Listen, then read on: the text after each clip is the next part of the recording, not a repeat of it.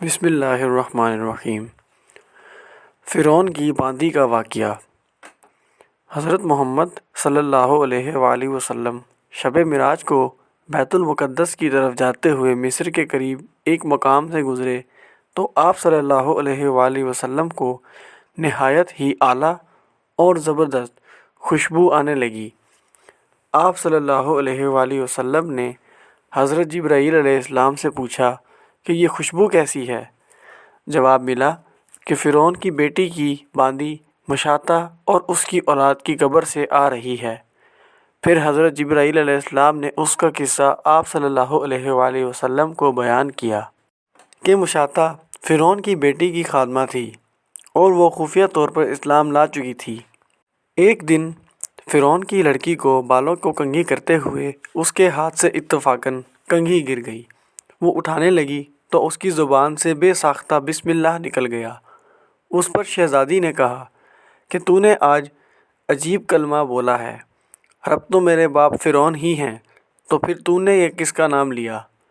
خادمہ نے جواب دیا، فرعون رب نہیں، بلکہ رب وہ اللہ ہے جو مجھے اور تجھے اور خود فرعون کو روزی دیتا ہے۔ شہزادی نے کہا، اچھا تو میرے باپ کے سوا کسی اور کو رب مانتی ہے؟ اس نے جواب دیا، ہاں، میرا، تیرا اور تیرے باپ سب کا رب اللہ تعالیٰ ہی ہے۔ شہزادی نے اپنے باپ کو یہ بات پہنچا دی۔ وہ سخت غضبناک ہوا اور اسی وقت خادمہ کو دربار میں بلوا بھیجا اور کہا، کیا تو میرے سوا کسی اور کو اپنا رب مانتی ہے؟ اس نے کہا کہ میرا اور تیرا رب اللہ تعالیٰ ہی ہے جو بلندیوں اور بزرگی والا ہے۔ فرعون نے اسی وقت حکم دیا کہ تانبے کی جو گائے بنی ہوئی ہے اس کو خوب گرم کیا جائے، اور جب بالکل آگ جیسی ہو جائے تو اس کے بچوں کو ایک ایک کر کے اس میں ڈال دیا جائے، آخر میں خود اسے بھی اسی میں ڈال دیا جائے۔ چنانچہ وہ مکمل گرم ہو گئی۔ جب آگ جیسی ہو گئی تو فرعون نے حکم دیا کہ اس کے بچے کو ایک ایک کر کے اس میں ڈالنا شروع کرو۔ اس نے کہا، بادشاہ، ایک درخواست میری منظور کرو، وہ یہ کہ میری اور میرے ان بچوں کی ہڈیاں ایک ہی جگہ ڈال دینا۔ اس نے کہا، اچھا، تیرے کچھ حقوق ہمارے ذمہ ہیں، اس لیے یہ منظور ہے۔ اس کی دونوں بچیاں اس کی آنکھوں کے سامنے اس میں ڈال دیے گئے اور وہ فوراً جل کر راکھ ہو گئے۔ پھر سب سے چھوٹے کی باری آئی جو ماں کی چھاتی سے لگا ہوا دودھ پی رہا تھا۔ فرعون کے سپاہیوں نے اسے گھسیٹا تو اس نیک بندی کی آنکھوں تلے اندھیرا چھا گیا۔